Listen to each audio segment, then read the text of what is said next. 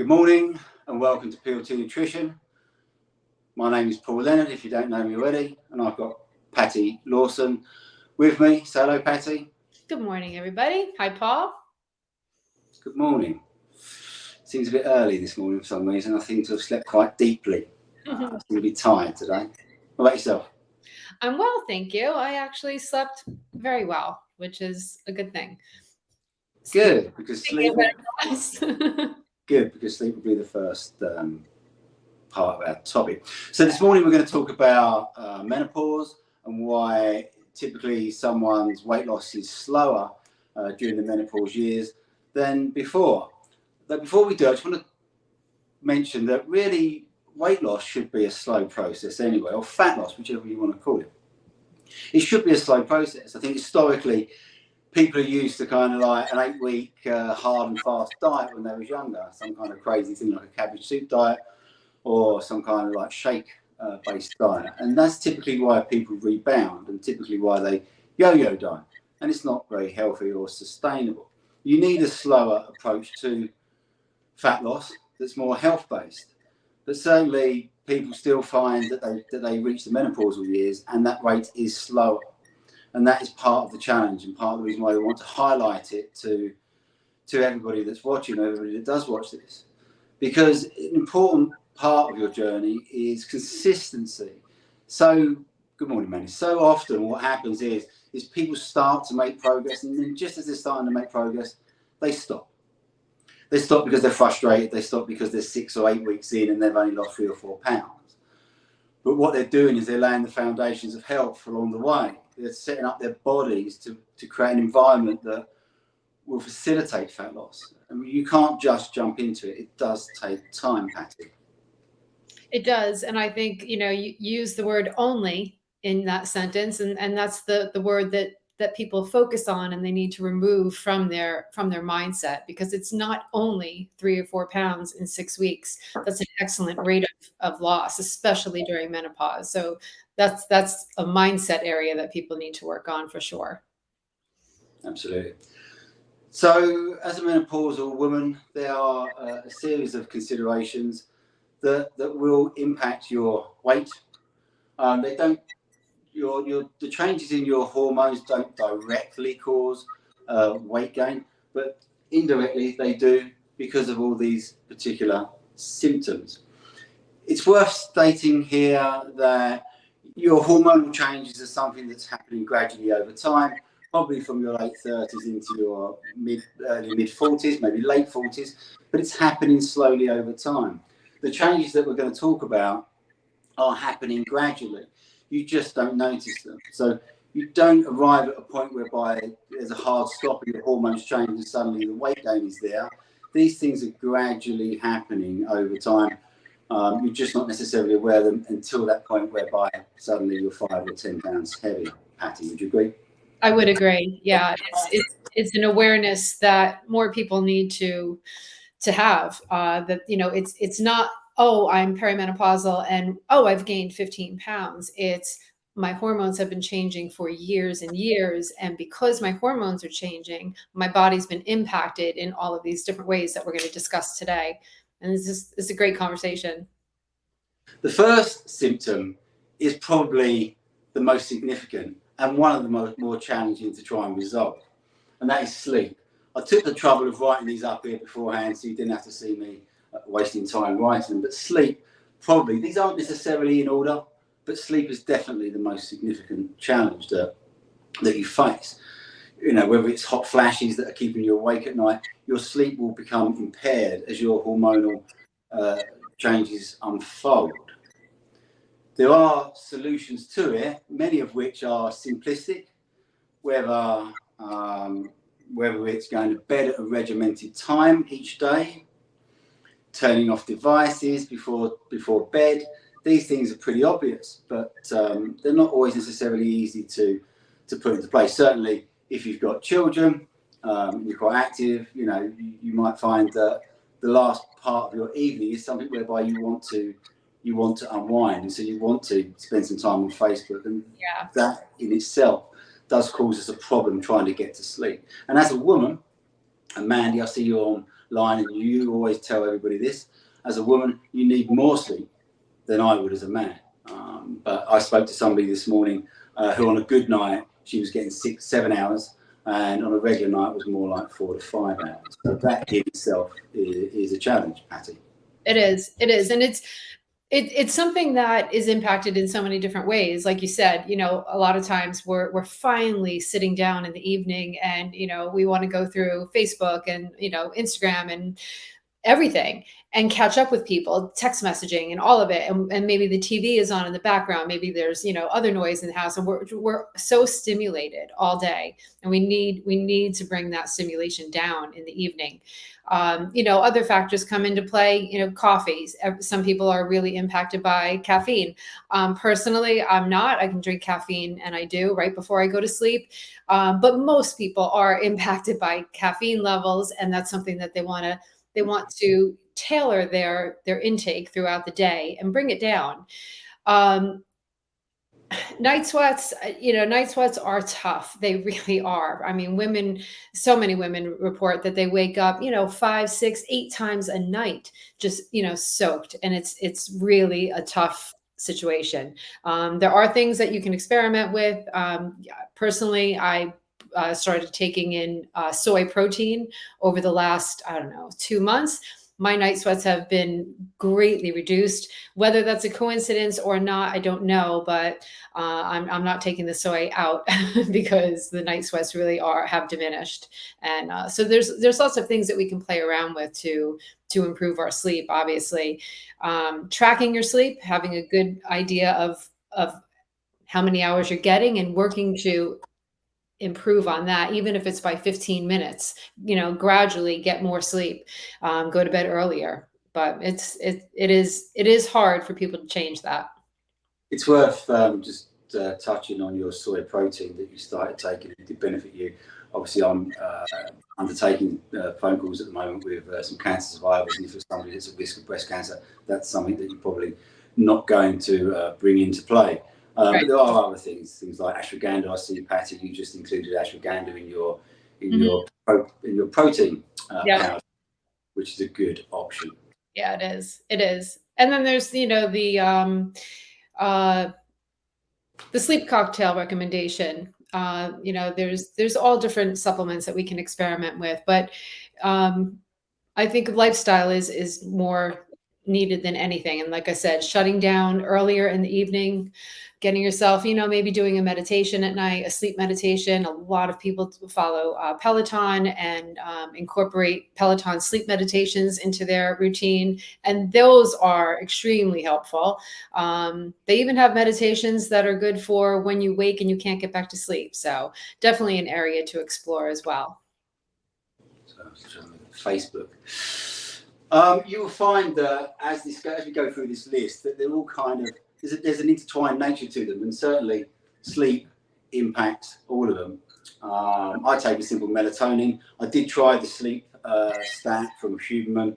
Didn't really do anything for me. I'm back to just a single melatonin a day, but you've got to find what works for you. Caffeine, like Patti said, doesn't impact me either, but certainly if you're someone that's sensitive, you need to kind of take that out the equation nice and early. When you don't sleep properly, all these other things get impacted. Okay, so stress.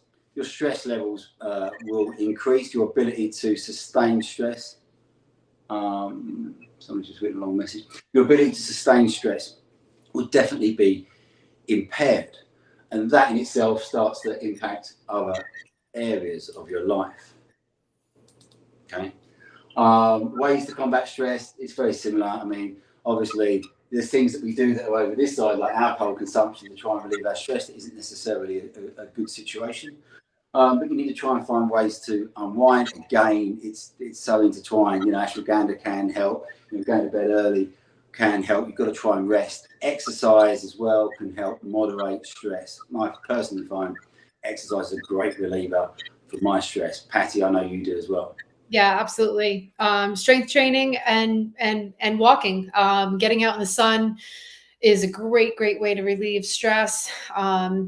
but yeah, getting in the gym and lifting some heavy weights is definitely something. Obviously, it's twofold. It's a great stress reliever, and obviously strength training is extremely beneficial, especially to menopausal women. So if you want to find a stress reliever that's going to benefit you in both ways, get in the gym. When you don't sleep properly, you're not rested, your stress levels increase. This is a considerable component. You reduce NEAT. We talk about our NEAT all the time. And for those watching who don't know what that is, it's basically movement outside of exercise. Okay, what I'm doing right now with my hands is NEAT. Standing is NEAT. Okay, NEAT is subconscious movement. Really, it's not something that you necessarily are aware of. Okay, if I decided, and I'm going to go into this in a later webinar, if I decided now to go for a walk for an hour, that's technically not NEAT. We don't need to get too bogged down with it. Okay, because movement is movement. But it's our subconscious movement that declines when we don't sleep well. We don't quite have as much energy, so maybe we don't stand as much. Maybe we don't walk around the house as much. We don't see the changes here caused by your hormonal changes, your sleep, your impaired sleep, and your lowered stress. You wake up less rested. You just don't move as well at it.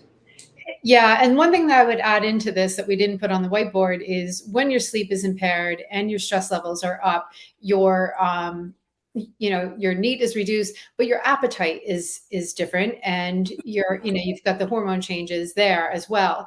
And so you're not moving around as much, but when you are moving, you might be moving to the kitchen because you're tired, you're cranky, you're irritable, you're stressed, and now you're snacky. And that's something that that's not just a psychological thing. That's actually an impact. What? Did you say snacky or snappy? No, I said snacky. You might be snappy.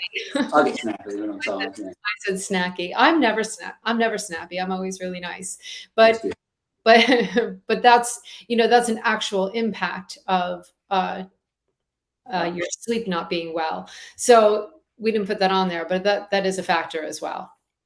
Okay. Yeah, this really is what everything, this starts everything, this underpins everything, but this is where your impact becomes.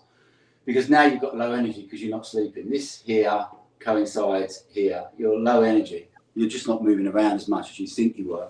And we can turn around and look at it and say, well, I went to the gym 4 times last week. And that's where people, they don't necessarily see things clearly. We can always visualize the training, the days we went to the gym or the days we rode the Peloton at home. Yeah. We just don't see the lack of NEAT, the lack of general day-to-day movement because of our low energy. So we feel that we haven't done anything different. Our weight's creeping up. We can't really work out why, because it's the unconscious movement component. It's this NEAT that's continuously changing for us. And there's always the factor of the choices that people make in regard to their training and their exercise that can be very counterproductive in that, you're frustrated with the way that you're feeling. You're frustrated with maybe the change in your body fat and where it is on your body. And so you're going to go crush workouts. You're going to do, really, really brutal workouts for 40 minutes a day. And when you do that, when you get done, you're exhausted, you're completely depleted, and you're flopped on the couch. Whether you realize it or not, maybe you're not actually flopped on the couch, maybe you actually have things to do and you're doing them, but you're moving slower because you're exhausted. So now you've crushed a workout, and that's great because sometimes that feels good, but you need to moderate it so that your NEAT is not decreased because of your intense exercise. So that's something else that comes into play. That is something called constrained energy, where you exercise greater and your body compensates elsewhere by reducing down this thing called NEAT. So it kind of counterbalances it. It's the reason why often intense exercise, excessive exercise, does have a counteracting measure. Your NEAT gets reduced, your hunger goes up. So in a lot of cases, people start out on a fat loss journey or weight loss journey, and they exercise, and it's certainly the way I did it. You exercise like constantly, and your hunger goes up, and you actually don't really see much change on the scale because of it. So it's a really important thing. Obviously, when you're not sleeping well and you're stressed, your mood swings. You're a bit more irritable. Patti, not saying you're more irritable. Well, even if even if one had ideal sleep and didn't have any stress and everything was all good and fine, we're going to have mood swings as a result of our hormone changes. So to have those mood swings be intensified because we're stressed, because we have low energy, because we're tired, because we're overeating, because we're over hungry, now our mood swings are even worse. And that's, that's something that impacts women a lot. It doesn't feel nice when you don't feel well in yourself. Mood swings are, in life, we all have mood swings. We have good days and bad days, obviously. But for the peri and postmenopausal women, those mood swings can really be very dramatic. We can burst out into tears over the simplest thing and, kind of question our sanity. And they are real. And they can be improved by all of those things that are on that whiteboard above mood swings. So it's, again, everything is everything. Yeah, it's all delicately balanced for sure. There's a asterisk component down here, and that's reduced muscle mass. That's not necessarily from the menopause. That's just something that is occurring for all of us, male or female, as we age, and that in itself has an impact as well.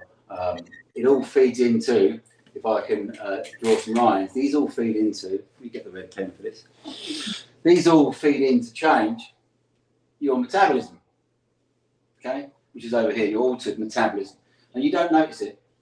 You still feel that you're doing everything that you used to do, nothing's really changing, but your weight's increasing, and that's because your metabolism is changing and you don't see it. You wouldn't see it because it's just an expression of your body's conversion of food into energy. So all of this starts to take place in your late 30s and late 40s. Your metabolism is changing, but also in addition to that is your lifestyle is changing. It doesn't necessarily mean it's changing negatively or anything like that, but it does change. As we age, our social life changes. Our children, our children might be sort of like 8, 10, 12, 14, we're running around everywhere to the softball field, the soccer field, whatever, basketball. And then they get a little bit older and we're not running them around as much. Maybe they go off to college. We've got more free time on our hands. Our work or job situation can change. Certainly it's changed over since the pandemic. A lot of people work from home remotely. A lot of people are like me and sit in a chair all day long. Some people like Mandy, who to counteract that, has a desk treadmill. I personally don't. That's why I don't really get many steps in a day. So our work and jobs have changed over the last few years for sure. But we reach a stage in life whereby our social life does change as well. In that there might be more meals out, there might not be, there might be more alcohol, and there might not be. But these things impact also, or these things go on top of your metabolism, which is reducing gradually. And it creates an environment which is different to what you're used to. It's different to when you try to lose weight or body fat when you're in your 20s or 30s. So it produces a challenge that becomes frustrating initially. You go into it hoping to lose weight fast, and because we all want to see that instant gratification on the scale, and you start off and you try and do all things right. You increase your protein, you increase your fibre intake, you start eating more veggies, more fruits, you exercise well, you're starting to get 8,000 steps a day. Nothing's really moving. It takes time to bring your body back into a good balance from where it can start to lose weight. I think it's another quote of Mandy's, weight loss is what was Mandy say? Weight loss is it's like a bonus of a healthy body. I can't think of the exact phrase. You probably type it in the comments in a moment.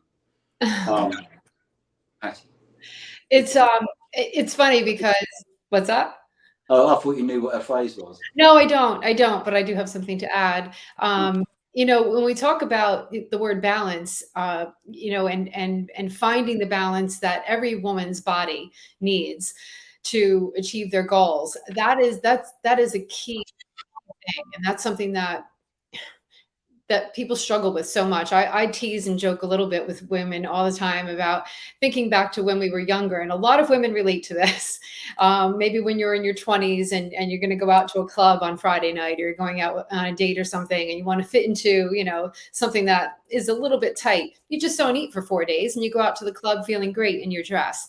And most women can remember a time in their life when that was the case, and that's way back then. Now we're at an age where things are different, and we are being impacted by different things, and we have to hold on to the fact that our bodies aren't broken, which is, you know, we talk about all the time. Our bodies are capable of change. We just have to accept the fact that as we age and as we go through menopause and as we're impacted by all of these things that we're talking about today, sorry, something just popped up on my screen. Yeah, sorry. There's a question there for Christine, so I'm not sure how to get. That's okay. But we just have to accept the fact that our rate of loss is going to be slower. It is going to happen, but it's not necessarily going to happen within the first 4 to 6 weeks of the changes that we're making. And, you know, kind of to go back to how we started this conversation, that's something that so many people struggle to accept. And that's where the battle is lost sometimes, is, you know, people throw in the towel, they give up. And in many cases, people aren't necessarily willing to change their lifestyle. And, you know, without throwing out a whole lot of tough love here, I will say that if your desire is to change your body fat and your health conditions, and you're in menopause, you absolutely have to change your lifestyle. Not overnight, but you have to change. Gradually.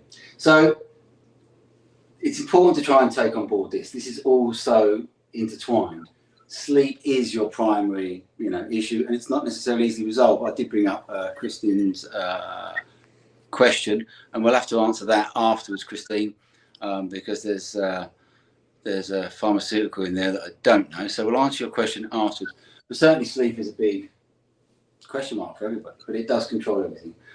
Ultimately, all these factors impact this, your NEAT, okay? There are parts to your metabolism that you can control almost, right? And there's parts you can't. Your NEAT is the thing that you can. It's the thing that we always talk about in the community, and if you're working with a coach, it's the thing we talk about a lot. It's the thing you can kind of fight against, as it were, okay? Because all of this is creating a different metabolism for you. Your metabolism is changing, it's lowering. And that, with lifestyle changes, brings you to an environment whereby you start to gain weight. On average, you know, menopause causes around 4 to 5 pounds of weight gain purely from hormonal changes, but anything more than that is because this is taking place, causing this, and you're not really recognizing it. And over time, the weight creeps on. I don't think we wake up being 10 or 15 pounds overweight. I'm just going to rub this off, so hopefully people have memorized it. Let me just rub this off. I just want to show you just a quick graph, because we know that fat loss is never linear, and it's certainly not going to be if you're menopausal. As we said at the start of the presentation, you know, I think everybody talks about this 1 pound a week weight loss, 1 pound a week, but in reality, that is overachieving. I think if you look in the National Weight Registry, it shows an average of 0.6 pounds a week. So factor in menopause, and you really are looking at less of that as a target, and you're looking at around a half pound a week as a target in terms of your weight loss. But what happens for you is that when you start and your weight's here, and you might want it to kind of go like this, it doesn't. What it in fact does is it kind of like starts off here, it's pretty flat for maybe 4 or 6 weeks. We see a lot of people that say 6, 8 weeks into it, they haven't really made many changes, they haven't really seen it on the scale. There was a share of somebody's pictures in the week, I think from Katie's client, from the back, whereby 4 weeks in she hadn't really lost any weight, 8 weeks in she'd lost some weight, but the back, the reduction in body fat was considerable. And then from here, somewhere sort of 4 to 6 weeks, you might get a sharp drop, you might get some water weight come off, then you get this really aggressive zigzag, and it really isn't quite natural. It certainly doesn't even zigzag up in a small range. It starts to zigzag violently, but you really need to get to this point here, because this point here is where the magic starts to happen. But in so many cases, people get to this point and they start to get frustrated. We talk about consistency, but really it's persistency that you often need. You've got to keep going. The things that you've done to get to this point are things that are for health.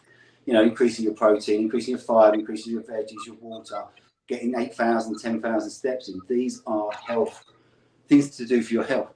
And the scale is something that comes as a result of that. So try not to get frustrated here. Try to continue and know that you're doing everything that's correct to do for your health, and to just keep going, because it's important to do the right things for your health. Eventually the scale will do its thing. What you don't want to do is get frustrated here, stop, and then jump into something else, because that's what you get. You get a lot of chopping and changing from sort of one dietary system or company to another, whereas in reality, the most success you'll have is to be consistent and just keep pushing on through with what we're doing today. Yeah, absolutely. And that's something that is, you know, talking about this is always so beneficial, because if more people could understand the science and their metabolism and what your body is doing, and then bring in the emotional aspect of it, and wrap your head around the fact that those things that we do in our PLT foundations, they're not just to get you to lose body fat. Those things that we do in our foundations are for longevity and for the rest of your life. You know, when you get into the body condition that you feel amazing in, you still want to keep those foundations as a part of your life until you're no longer on this earth. So, you know, if you can get to a point where you recall other things that didn't work for you, and you hold on tight and get through the foundations and improve the density of nutrients in your diet, and, you know, get more fiber, get your NEAT increased. If you can get through that and then take a deep breath and go, okay, here we go, because now I know things are going to start happening, because that, like Paul said, that is when the magic starts happening. But you can't go backwards, and you can't disappear. You've got to stay persistent. It's imperative, but it's an emotional struggle for a lot of people. Patty always uses the phrase consistency. Progress lies on the other side of consistency, because it does. So often we see people that stopping just as they're literally getting started. You know, you can kind of see it. It's not easy. I get it. You know, it's not easy to zoom out and see the bigger picture, and that's what we always try and remind everybody in the community and all the clients to do. To just, you know, keep on pushing through, do the right things because it's the right thing to do. Yeah, absolutely. We do have a question that we do definitely need to answer. And like I said, it's from Christine Winnick, and we will have to answer that afterwards, because you mentioned a pharmaceutical, which I don't know. I can also answer it face to face, because I'm meeting with her tomorrow. So there's Are that. you? I am. Yeah. Hi, Christine. That's good then. I mean, probably it seems like you're falling asleep quite quickly, but you're not staying in deep sleep. You're lacking sufficient REM sleep. Yeah. Patty will talk to you about that tomorrow. But you're taking tart cherry and magnesium glycine. Okay.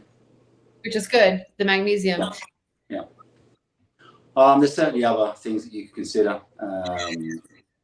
such as the ashwagandha or the sleep, the Huberman cocktail, which Patty takes. But like I said, she'll talk to you about that. If you've got any other questions, because I do need to wrap this up, if you've got any other questions, you can drop them in the Hive in the app, or if you don't have access to the Hive because you're here as a free user, you can put them into the Facebook community, and we will answer them. This will be made available to everybody. It will be put into the university section of the app, so you can view it at a later date. Might even share it directly straight into the community as well. Okay. Thanks for your time today, Patty, as well. Thank you for having me. Thanks everybody for watching. Have a good day. Bye.